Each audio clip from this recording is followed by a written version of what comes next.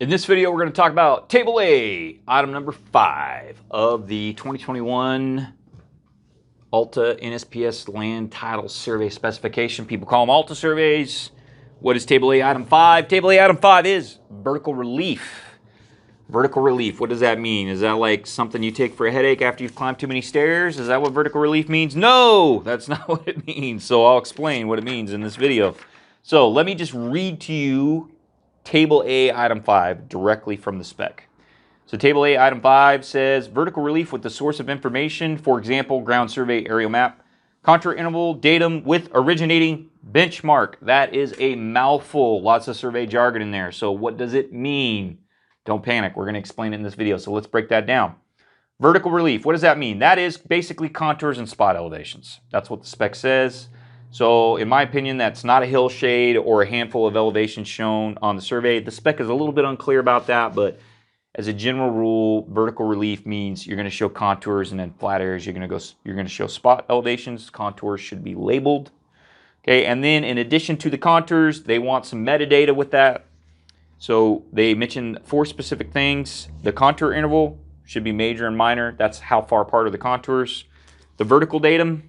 Okay, so that's if you're going to show elevations on a survey, you need a reference plane. That's what the vertical datum is. The controlling benchmark, that just means they want to know how you established the elevations on that datum. And then the source or method of the calculation of the vertical relief. So was it a ground survey, an aerial survey? And people are concerned about that because different methods have different levels of accuracy. So what are some notes on this Table A item that I have for you? One of the most important things I can tell you about this Table A item number 5, is that if you check this box, that doesn't mean you get a design topo. I tell people that all the time. If we're going to provide you a topo for design, we need to have a conversation with the design team, the architects and the engineers that are involved.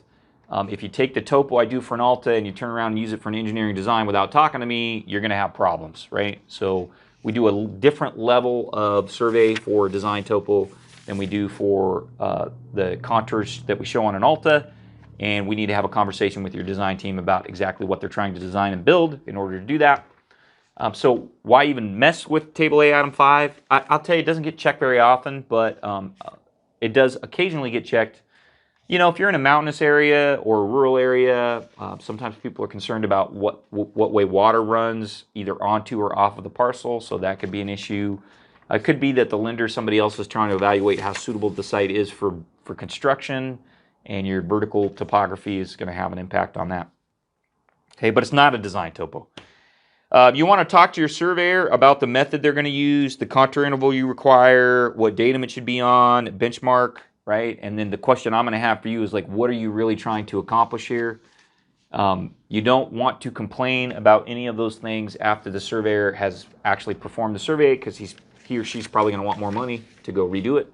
So if you care, you might not care, but if you care about the contour interval, the datum, or the benchmark, you need to make sure you have that conversation with your land surveyor before they provide a proposal to do your ALTA. And then how do you convey that information?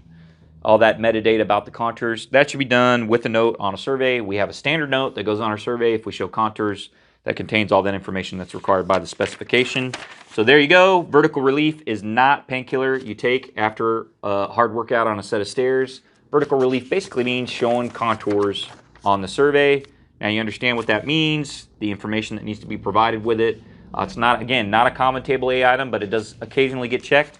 Don't forget, if you want a survey to support design, that's not what Table A item 5 gets you. Table A item 5 just gets you contours. That's what it gets you. So there you go. Now you know more about Table A item 5 than you ever wanted to.